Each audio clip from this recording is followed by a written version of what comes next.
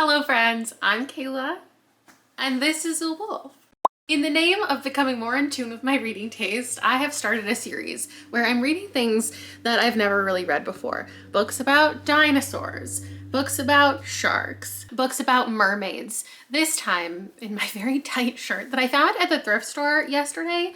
It was literally the third shirt that I saw. And I know it's a wolf, not a werewolf, but this episode is about werewolves. But this actually makes sense because I'm realizing now that some of these books might have to do with wolves and not werewolves. I really wanted to get one of those crazy like graphic tees with like wolves howling at the moon, but I wasn't willing to buy something full price that I was just gonna wear for the intro of a video. So this was the choice that I made, and I'm going to explore books about werewolves. I don't know if I like them. I think I've only read like 2 werewolf adjacent books. I didn't like those. And something that I've said before, which was like 5 years ago, maybe I'll take it back, is I don't like shape-shifting books. I don't like books where someone is a human and a creature and they can go in and out of it and they're tricking people. Sometimes they have powers and sometimes they don't. They're controlled by something otherworldly. I figured I would post this on Halloween, and I'm kicking it off during the full moon. And actually on Halloween, I have a spooky, scary allergy appointment. So in the last clip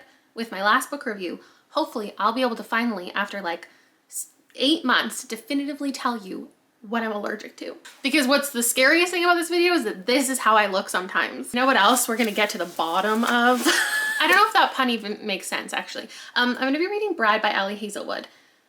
Is this a wolf? Or is it a werewolf? Misery is a part of the vampire council, and their mortal enemies are the weres. Okay. So we have a paranormal romance, and then I have another paranormal romance, but I think this one is going to be more fun and cutesy. It's That Time I Got Drunk and Yeeted a Love Potion at a Werewolf by Kimberly Lemming. I think I'm going to start here because I really need a palate cleanser after the things that I've been filming lately. Then I have what I think is a horror novel by Stephen Graham Jones. He is my favorite author. It doesn't say, are they wolves all the time or are they only wolves at night? What makes an actual werewolf? Like, is it full moon specific? The original folklore did specifically have to do with the full moon and a curse or a scratch from another werewolf. Okay, I'll get more into the lore of it later. I'm for sure gonna read Lobizona because I've had this on my TBR for years. A world straight out of Argentinian folklore where the 7th consecutive daughter is born a bruja, a witch, and the 7th consecutive son is a lobizon, a werewolf. Okay, we got it. Okay, maybe I'm more successful than I thought. And then if I have time, I'm also gonna read The Devourers by Indra Das. It doesn't even say the word wolf in the synopsis, but this was directly recommended to me for an idea of what to read in this vlog. So this is my TBR. Wish me luck on my journey to discover if I like werewolf books. We're gonna kick things off with the one that has werewolf in the title. I'm not sure what my hair is doing, but I have started. By the time I got drunk and needed a love potion at a werewolf. Rob and Liam are watching, they're marathoning the Terrifier series, if you can hear it in the background. It is not for me, but I did have this idea that for Halloween, not this year because Liam has like hockey and it's a Thursday. Does anyone else think that Halloween should just be a holiday and also the next day? October 31st, November 1st. But maybe next year we can all dress up as different clowns. Like Rob can be Pennywise, Liam can be whatever the Terrifier is, his name, the Terrifier, and I can be Lunette the Clown. I just feel like that would be a really great combo. I'm not even getting a costume this year. Like I wanted to maybe grab a werewolf costume, but we're not going anywhere. We're not doing anything. I guess that weekend after we could, but I think that's our home tournament for hockey. Well, first of all, it's the second book in a series. I didn't talk about that. The first one is That Time I Got Drunk and Saved a Demon, which I gave a 3.75 star. It was part of the Besties book club earlier this year. And people have told me that the next book is smuttier because I thought that the first book was going to be that. There's only 2 sex scenes and then 2 like sex adjacent scenes, and people told me that this one is so much less plot. That one actually had an interesting plot. There was like piratey stuff. There was really interesting content, and we met both of these characters in that book. Bree, who like runs a cheese business. People are named after the thing that their family creates. So Cinnamon is in the first book because her family does spices, and Brie, her family does cheese. And now Felix, who we're getting the POV from, which for some reason I can't remember in the first book if we got dual POV, but in this one we also get to hear from him, and he is saying how he feels about Brie, and basically she threw a love potion at him by accident and he is obsessed with her, but he also is like a wolf. Well, he's a demon, but he can appear in like any different way, and he can, what's it called, like imprint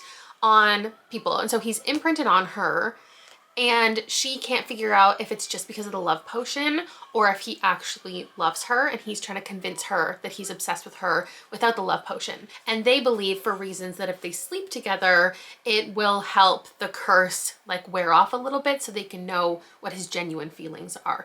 So that's what's happening at 72 pages in, and I feel like it's about to go down. I just feel like this is gonna be a good primer for me for Bride. The things that people have talked about that exist in that book, this will be like the fun jaunt to like prepare myself for what I'm gonna read in there. And now, because they're screaming and murdering in the background, I'll make this a cutesy little montage. And you can probably watch me turn beet red as I read this scene.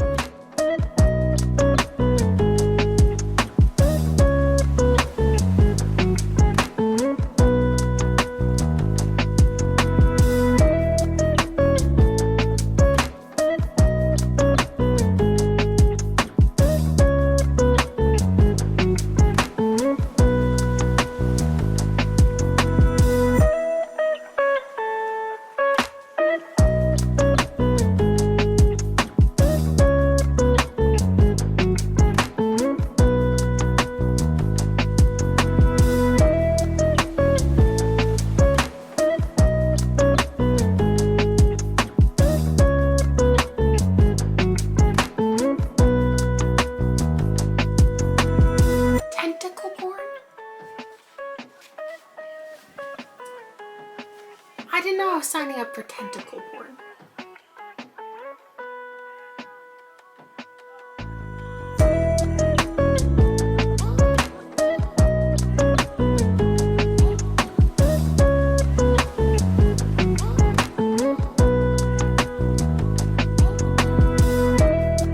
I finished my book last night, and now today I'm about to go live with the channel besties for reading sprints and games.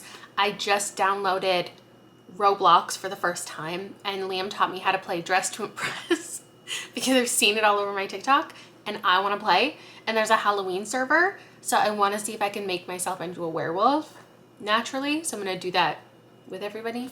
I'm sure I'll be playing again next sprints. So if that's your incentive to join the membership, whatever it takes, I'll put the link down below. Also, the New York Times has a new game called Zorse, but it's only in beta in Canada, so I'm gonna be playing that, and I think we're gonna have a good time. And today I'm going to read Mongrels with them. Maybe I'll actually grab the audiobook, and then I can listen and keep playing Dress to Impress during the sprints. I tried it last night, and I could not figure out, okay, but one of the first prompts that I got, the first one I think was A Night in Paris, or something like that, and Liam taught me how to like make a guy and change models.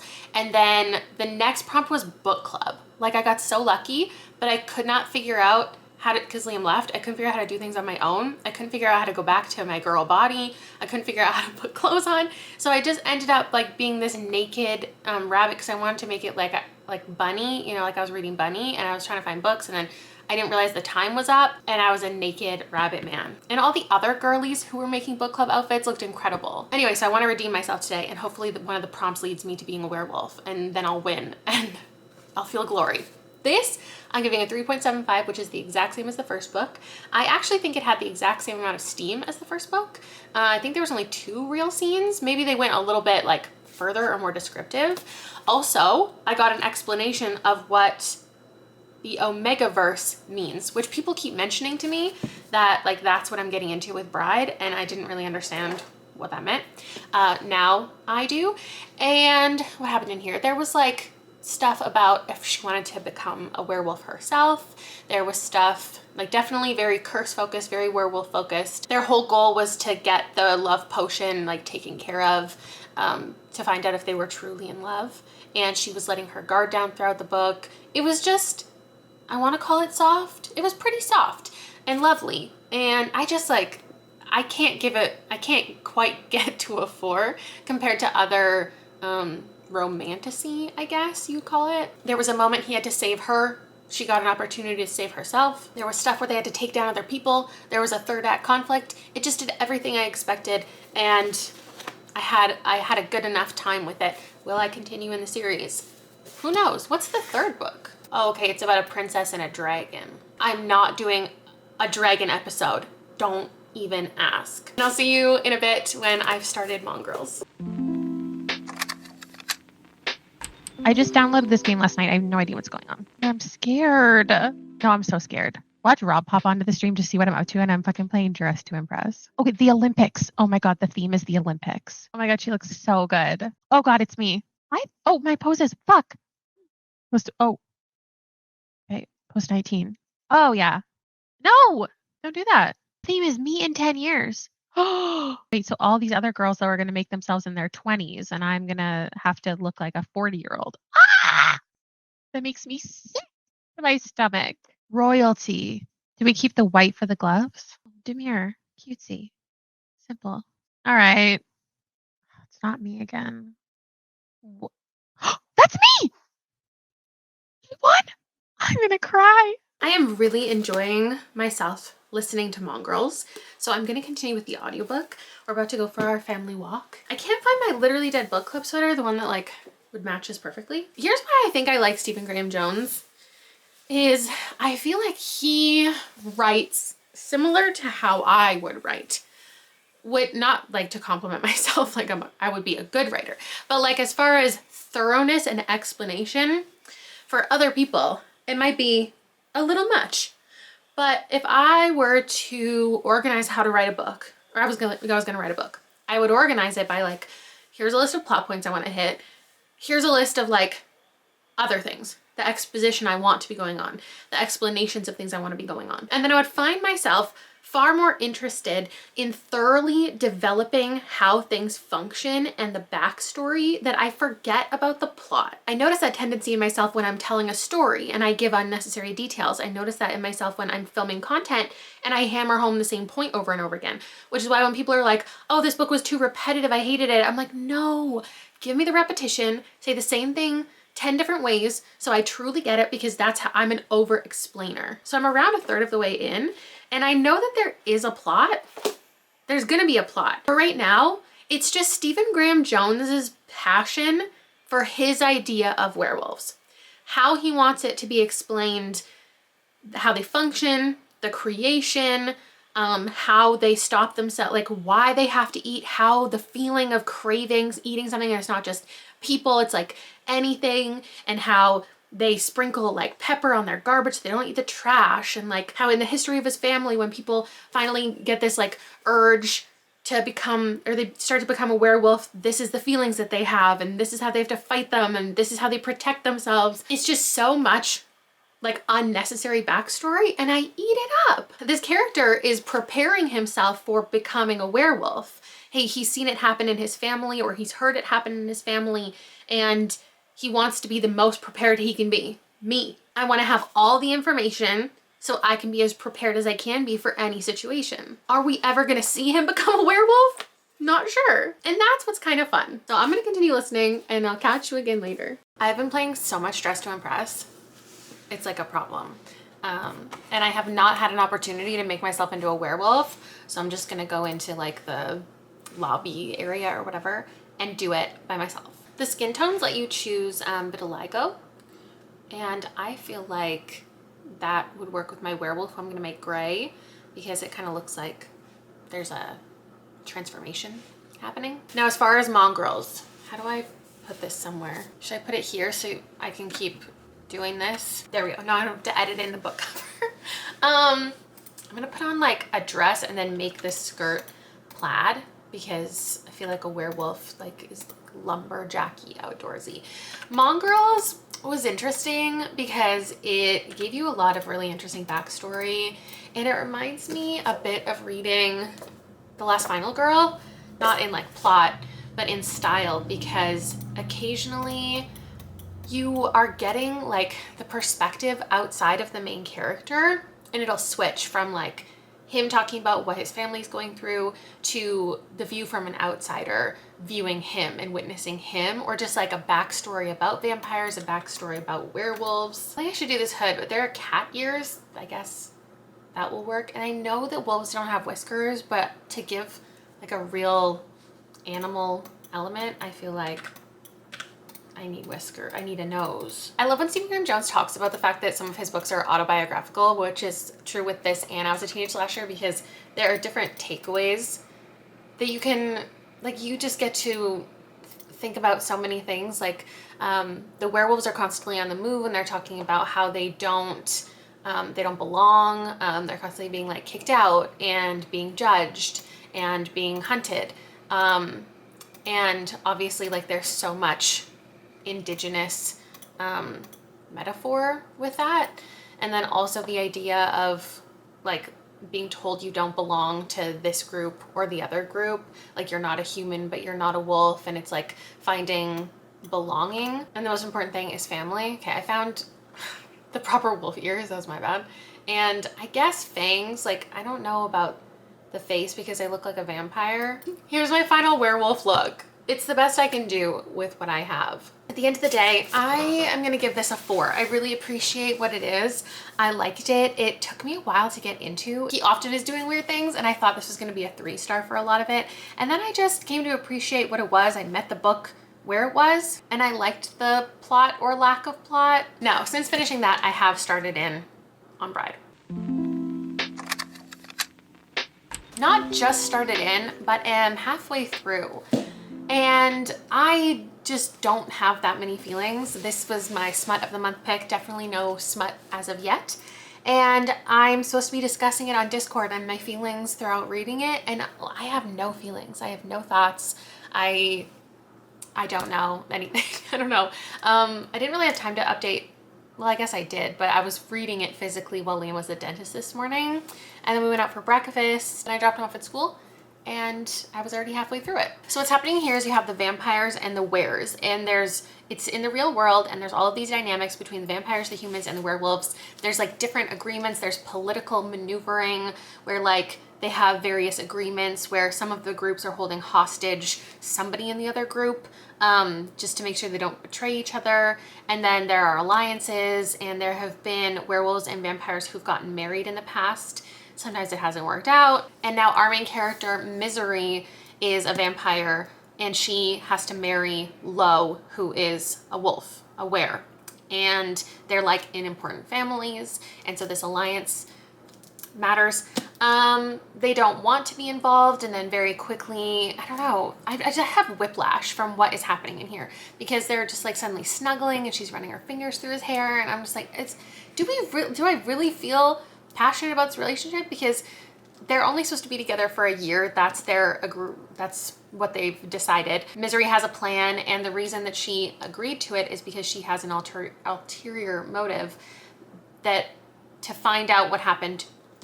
Is this in the plot? I don't know. If you don't know anything about this, I don't feel like it's much of a spoiler, but if you feel that way, then skip ahead. It says, Misery has her own reasons to agree to this marriage of convenience, reasons that have nothing to do with politics or alliances, and everything to do with the only thing she's ever cared about. And she's willing to do whatever it takes to get back what's hers. So what's missing is a friend of hers. Like, I don't feel like that's much of a spoiler. A friend of hers is missing. We don't know what happened to her. And she seems so obsessed with this friend, which is like fine. Like, friendship is important and it matters and it should be something that you care about. But like, to me, it sounds like she's in love with this girl and is doing anything to get her back.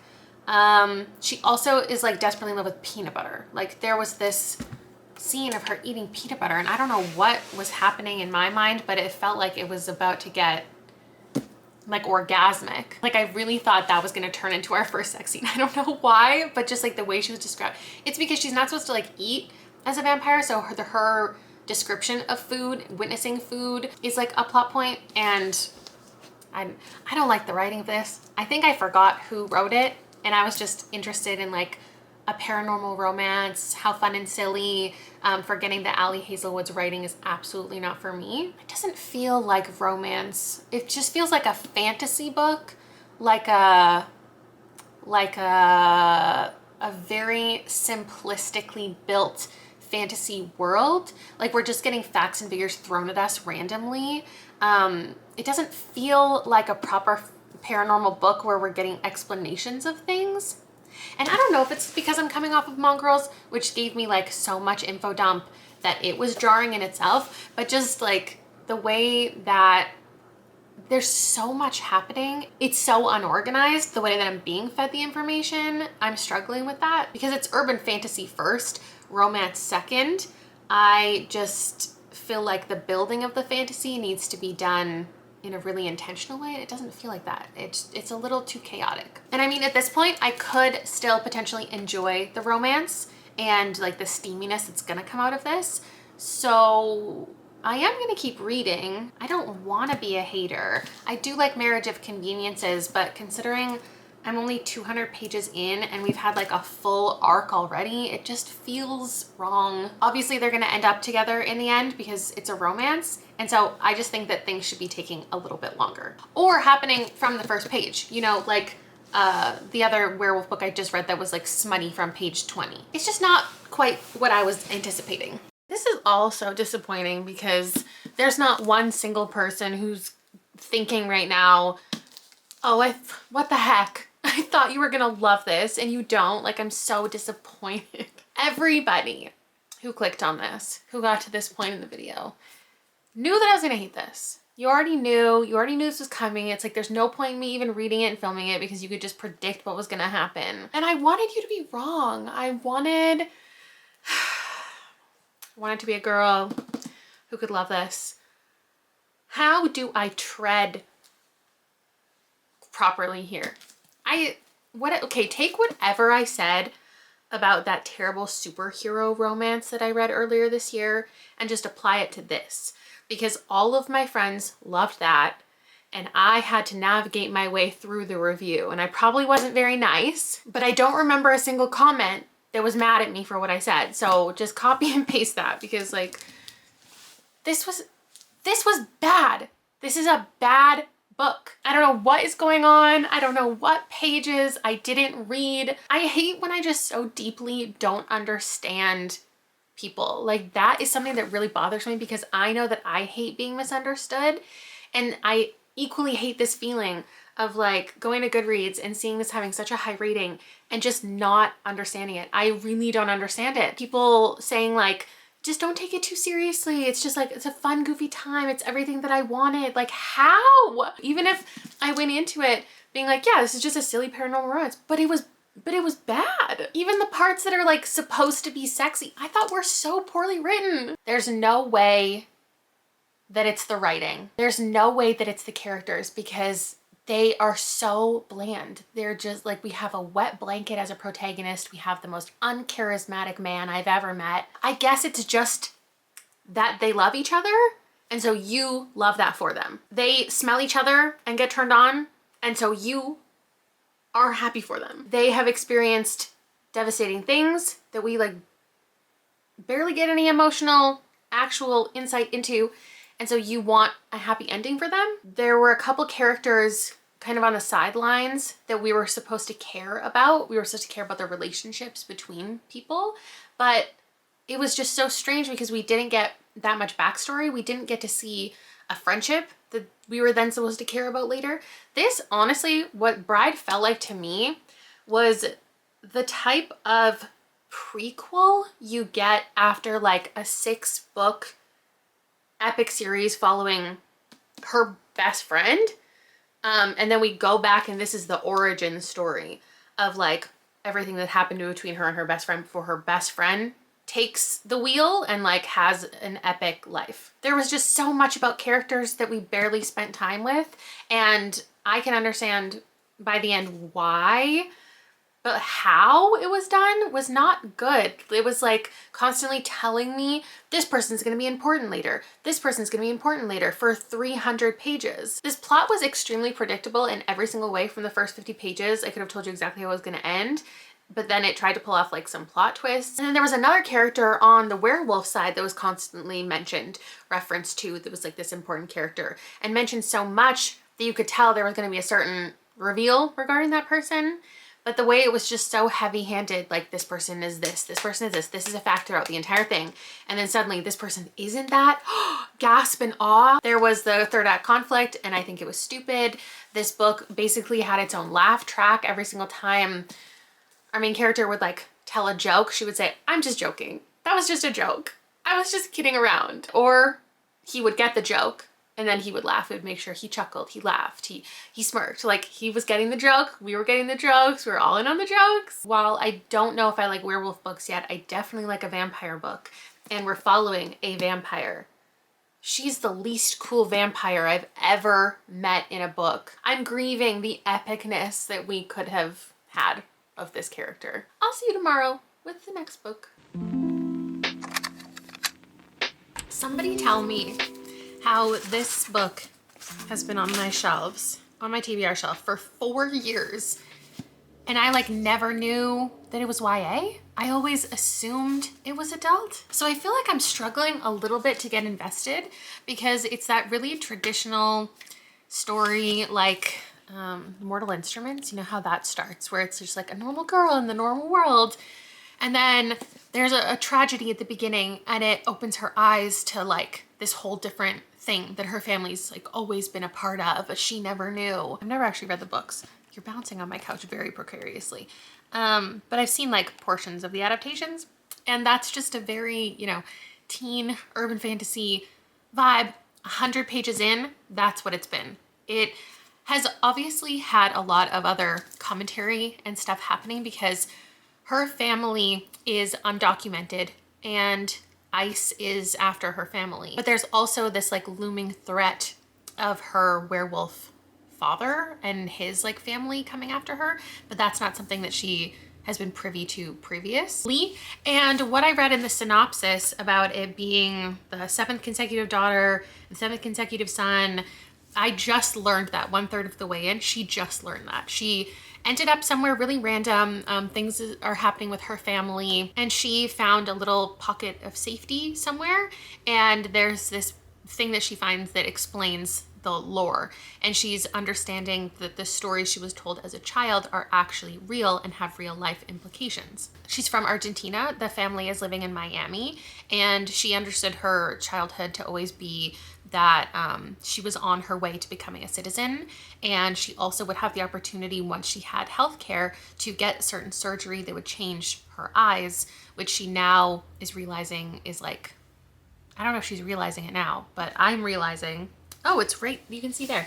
I never really noticed her eyes. That is the sign, I think, that she's a werewolf. And in this first chunk, it's been her talking about how she got her period and every time she's gotten it, her family has to like knock her out with this drug because she has pain so intense. And she's talking about how every time she gets it, every time there's a full moon, which those things are connected for her, she gets like stronger, she gets better eyesight, she gets, her sense of smell is better. And I think she still like doesn't understand what all of that means. And to me, it feels like the kickoff of a series. So it's interesting that this is all going to be just in one standalone experience. I really thought this was for adults. This feels like it's for adults. So I don't know. I guess you thought I was an adult and here I am sitting in front of you in a frog and toad sweater. So we all get bamboozled sometimes. I really liked this quote. She was talking to her mother and she said, "How come magical realism is such a big part of our literature?" And her mom said, "Not just literature. We use magical realism in our daily lives too. Consider our superstitions. We're always willing magic into reality." I am obsessed with the cover. I think it's so beautiful. The underneath also, oh, and I hope that I love this enough that I get to put it on these shelves and I get to stare at it forever. Good evening. It's time for our family walk. And I just can't get over, I mean, if you thought I was surprised by the genre, let me tell you how surprised I am by the content. I'm 3/4 of the way through Lobizona. I lost my bookmark. And just, like, it shouldn't be surprising because I didn't know anything about the book, I guess. But the fact that this book has been sitting on my shelves for this long and I had no idea, like, that is basically a werewolf school. Like, she's going to school. She's making friends. Like, she has a werewolf crush and she's got werewolf enemies and she's like learning about her abilities and everybody's surprised by who she is and what she is. And there's all this lore behind her family. And I still don't know how I feel about it. I don't love it, but I definitely don't hate it. It's just kind of fine. The writing is fine. The plot is fine. Also, her family's been like ripped away from her, so she just wants to get back to the people who mean so much to her. She, like, everything is good as far as plot, motivations. I care enough to continue reading. I don't necessarily feel super invested in how everything's going to turn out, because especially when it comes to YA urban fantasy, I'm able to predict already how it's going to wrap up. So I'm going to go ahead and give Lobizona a 3. That's my rating. I will not be continuing in the series. Yes, I did realize it's part of the series, so my bad. If you've left me a comment earlier and said, "You stupid girl, there is another book in the series, not a standalone," take it back. Take it back. Go edit your comment and say, "You're so smart and pretty and I love you so much." Okay, because apparently everything I thought, like, was I thinking about a completely different book when I picked this up? Because everything that I knew about it was incorrect, except that it's about werewolves. So there's that. I love the fact that we got Argentinian folklore. I think of all of the countries and all the languages that I have been exploring this year, because I think I've read the most, like, broadly around the world than I ever have this year. Argentina is the country I believe I've read authors from the most. And I think, fact check me if I'm wrong, I think most of them have been like just general fiction. So I liked having folklore. I liked like just the vibes of this. I didn't particularly like the actual story. Obviously there are so many important conversations in here and I'm just a broken record and I say this all the time, but like it talked about immigration and treatment of people, which is a great topic to cover. It's the #1 focus of this really, and the intent that the author put there makes sense. It was done well. Due to the gravity of those topics and what Romina Garber wanted to highlight, it was a very slow burn fantasy at the end of the day. It took half the book to get into fantasy stuff. I find it difficult to follow a character for 200 plus pages before she realizes her identity when we know it from the start. It's just a lot of, I wonder why my hair is so long. Oh my gosh, why is it? And even when she meets other werewolves, she's like, no, I can't possibly be this. This can't possibly be true. And the goal is for her to find out her identity, and obviously you have to go through the waves, but I found it kind of exhausting. But again, in that setting, I also loved all the things we were talking about, gender norms and society and who was a bruja and who was a lobizone. I also think the introduction of Spanish was really well placed, and I disagree with a lot of the reviews I was just skimming that said they felt like it took them out of the book.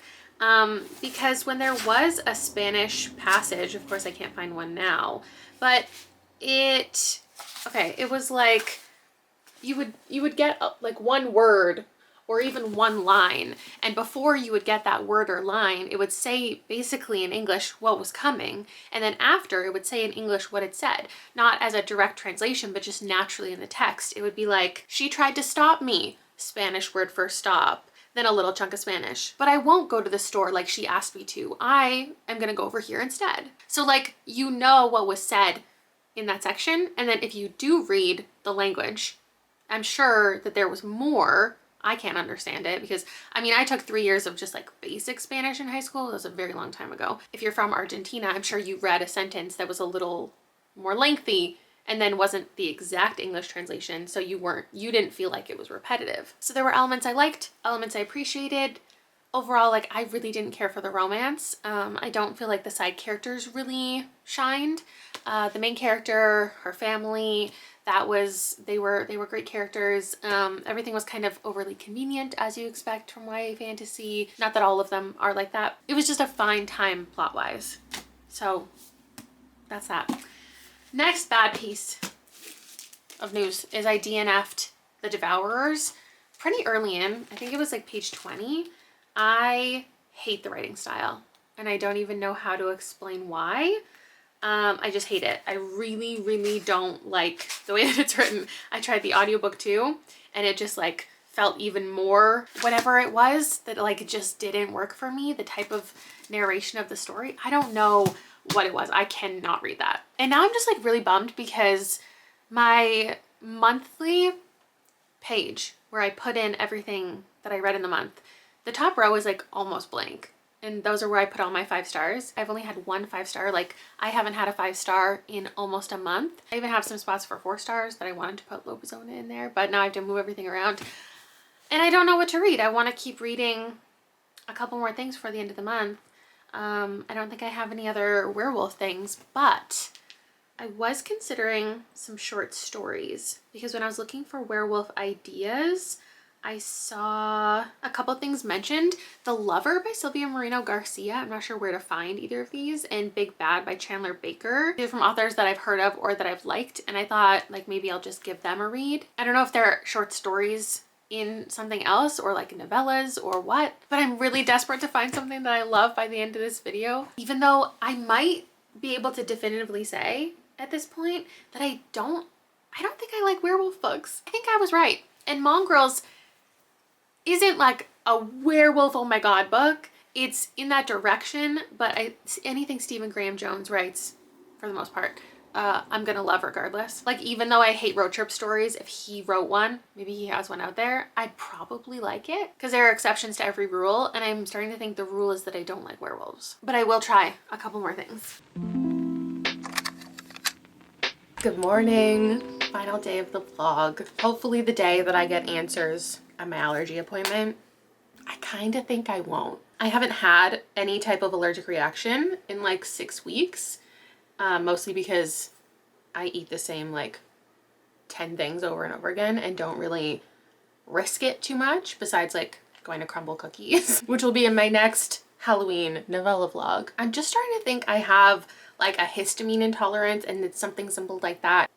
Can you tell me what this is? Like, I woke up with that. It looks like a cat scratch. I must have run into something. I also have this. Like, what happened to me in my sleep? Anyway, I'm excited to go and I hope something comes of it because I've been waiting so long. But I also like, it's been so long since it feels like it's been so long since I've had a reaction that I'm starting to feel bad about having this appointment to begin with. So like, I do hope that I have a reaction so I'm not wasting anybody's time. Allergy is confusing because it's like suddenly I'm allergic to so many different things all at the same time, which is why my doctor was like, it might just be a spontaneous like issue. Like she said at this age, sometimes we go through these bouts. She even said she dealt with it of like swelling and itchiness and hives for like a 6-month period and then it's gone. And I'm like, that's so strange that you can't explain that. It had a name, I can't remember what it was called. And now I'm thinking, well, it's been 6 weeks since I've had anything, so maybe my little bout is over. So is this a wasted resource that I'm going today? But anyway, I'm gonna stop yapping about that and tell you about the book that I read because I ended up listening to The Lover because as you would have seen on the books that I showed, the covers that I hadn't seen yet, they are Amazon original stories. And you're not going to get me to read an ebook. So I was lucky that they had audiobooks of both of them. The other one I'm going to listen to on the drive, but I listened to The Lover by Sylvia Moreno Garcia. But I'm going to check the synopsis quickly before I tell you too much about it. I think it's only like 40 pages. Okay, I feel like there's nothing here that spoils it any less than what I'm about to say. So it's about this woman. It's like a fantasy, like folk kind of vibe. There's a woman who lives with her sister like in the woods. Well, they have a house, but it's a very woodsy setting. And one day this man comes because they rent out like their home, and he comes and he stays, and both of the women essentially like fall for him or get into a relationship with him. One of them marries him and one of them is just involved with him throughout the story. But she's also being pursued by like a werewolf, this local vagrant type. And that's pretty much all it is. Like when I was listening to it, because I didn't realize how long or how short it was, I thought maybe like these two men were gonna like go head to head. I thought it was gonna get really intense. I thought it was gonna be more of an epic, like sweeping romance at the end of the day. I don't know. And I didn't know which man I really like cared for, but there is themes of feminism, prohibiting women from certain experiences. There's storytelling within it. She wants to get access to reading these books, and one of the men supports her in that and one of them doesn't. And I thought it was really good. It's interesting because I was reading it obviously just as a standalone experience, and I finished it and thought that's probably like a 3. And then I was thinking if I read that in a short story collection, I would have given that a 4. And it's interesting how I think differently of stories within an anthology and standalone novellas. Even though I listened to it on audio, it's still like a physical experience. You're just like opening this one thing, you're beginning a tale and you expect it to hit certain beats and have certain conclusions. But I'm much more open to ambiguous endings and just strange ideas if it's in a collection. And I think I need to change how I think about things. So I am going to give it a 4 because it did everything that it wanted to do. It left you wondering about some things. It just introduced an interesting idea. The writing was beautiful. So I'm going to give it that 4. And I wish that I could buy it physically because I think it's beautiful. And I'm bummed about the Amazon original stories and how they function. I don't know why they don't have like a physical version too. Well, if I'm wishing for things, I wish it wasn't from Amazon at all. I wish I could just buy it from my local indie, who I am going to stop by today after my allergy appointment. And now on the drive, I'm going to listen to Big Bad by Chandler Baker, and I'll update you on the results of my poking and prodding and also that story when I'm done my appointment. It is about, I think I listened to like the intro and then I went to sleep. There's like a husband and wife, and I think again, like they rent their house out and this man shows up and they haven't rented the house that weekend. So he tells him to go away. But then there's like some secret happening with their daughters. I don't know. Perhaps a little anticlimactic for the vlog when I kicked it off saying we're going to figure out what I'm allergic to, because I had a suspicion that I'm not allergic to anything. And I now know I'm not allergic to anything. I indeed, as suspected and talked about a lot with like my channel members, especially in live shows over the last couple months, I have been diagnosed with chronic urticaria, I don't know. This allergist was fantastic. Her office was stunning. It was full of these little children in their Halloween costumes getting poked and just being so sad. It was devastating. I will say, like, that hurt more than I thought it would. I thought it was like a little scratch test. They like stab you 40 different times. And at that point, I really didn't need the test, but I was already there and I thought it would be fun. I was wrong. Apparently, like half her patients that come in, she teaches them about this condition. And it's like 1% of the population. And women experience it a lot between the ages of 20 and 40. And it's something that occurs like for a couple years and then just goes away. And the fact that it hasn't happened to me in a couple weeks, like I'm convinced I now don't have to deal with it anymore. So I have a prescription for a non-sedating antihistamine, but I'm probably not gonna pick it up until or unless I have another reaction. Basically everything that I've been doing already to help fix it, which is eat things lower in histamines, because that's what I figured was happening because a bunch of people were telling me about it, is that if you have a really high histamine diet, which I do because my breakfast is eggs and is it avocados that are also high in histamine? And then for lunch I have yogurt, which is like, and then bananas, and then all the fruit that I have, that's like high in histamine. And then if I have a normal dinner, like everything's fine. It's the days when I eat something outside of the norm for dinner that happens to also be high in histamine, that's when I'm having a reaction. Like that's what I figured out on my own. And I just needed someone to like kind of confirm it, but also confirm that I'm not actually allergic to anything. But there's part of me that was hoping I was allergic to something, just so it's like an easy, like, oh, I don't want to be, but wouldn't it be easy to just be like, oh, don't need that anymore. Simple fix. I only have to worry about this one thing. But now I do have to continue to think about my histamines. And I think that even doesn't necessarily always fix it, because there's like multiple levels of antihistamines that they will prescribe you depending on the severity and if things are working. And it's something that just goes away on its own. So it's not something I can necessarily 100% fix, but I've noticed if I keep my dinner low histamine because the rest of my diet's high in histamines and I'm not changing the rest of the things that I eat because I don't know, I just don't fucking want to, then I'm chilling. But also I've noticed that it's during my period, like 5 out of the 7 times it's happened during my period. And she was talking to me about that. She brought it up actually, which was interesting. She was like, does it match up with your cycle? So that was strange that she brought it up, because I thought that was a crazy thing that I was thinking. And then it also says that one of the things that can make it worse is the sun, which is so interesting because I'm wondering if some of the really bad reactions that I thought I was having to sunscreen in the summer were just the days that I was out in the sun the most, and it was just the sun. I can't find the list of things now, but she just printed out this study for me, and apparently like this is what so many people come in thinking they have an allergy to something and then they don't. This was just food, so I do still think I have an issue with fragrance, but that's something that I can easily avoid on my own. Anyway, I got answers. They're not the most interesting, and you may or may not see me in the future swollen on camera again. Oh, and she had my blood test results, and apparently some of the blood testing that I did months ago was specifically for her. She didn't need to order it now because she already had it. And she was like looking at all them, explaining how like the blood test can tell if I'm prone to allergies. If this is something that's happening to you, this sheet, worldallergy.org, this does a great quick explanation. Possible triggers: alcohol, exercise, heat or cold, infections, insects, parasites, pressure on skin, scratching, stress, sunlight. I'm home. Let's wrap up the vlog. Updates on my life. I grabbed a whole bunch of different bags of Halloween candy so I can take this to Liam's hockey practice tonight and hand it out to all the kids who don't get to go trick-or-treating. I'm wearing the closest to what I have for a costume, my Halloween shirt, which I guess I'll have to put into storage tonight until next year. Any other life updates? Liam and Rob finished out the Terrifier trilogy.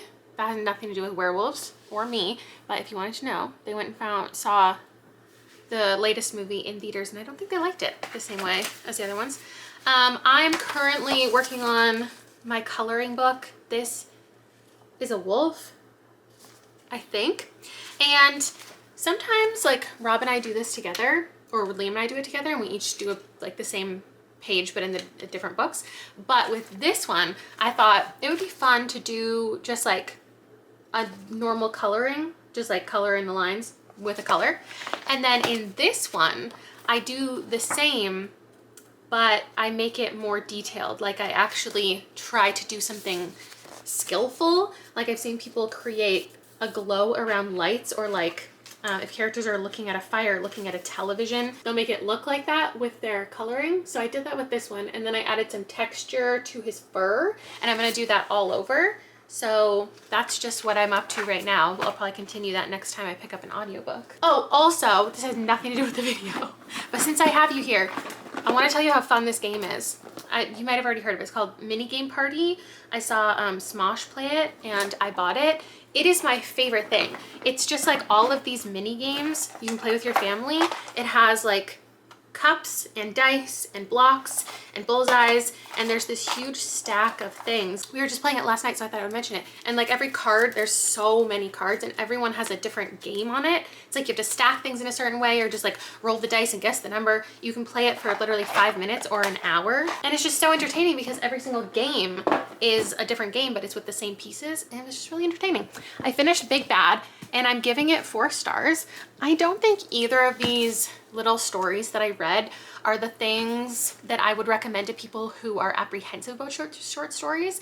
Like if you love a novel and you struggle with novellas, these aren't the gateway into short stories, in my opinion. They're what I would recommend for people who already love a short story. So it was about this husband and wife, and it just played with your expectations. It was like, who's the bad person, who's the good person, who is doing what in the story. There is a wolf, there's wolves in general who are coming closer to their house because of like a mudslide, and there's just this ominous sense of danger, but then it's over really quickly. So it just packs a little punch, and I had a good time with it.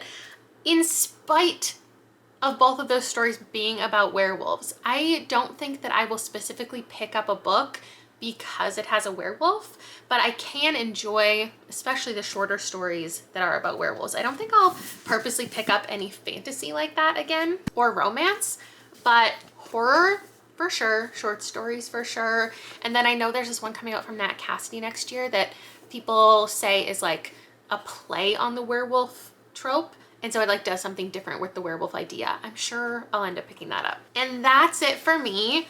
I feel this sense of unsatisfaction, not with my reading because my reading is messy all the time, but with vlogs where I don't finish it with any 5-star. I don't finish it with like a recommendation or something that I loved so much. There's this sense of like, should I read something else? Should I continue? How do I just end the vlog? I also did try to read, what's it called? Something Bored Gay Werewolf, and that wasn't working for me. So I feel like a bit of a flop, but thanks for watching if you tuned in this entire time. Bye!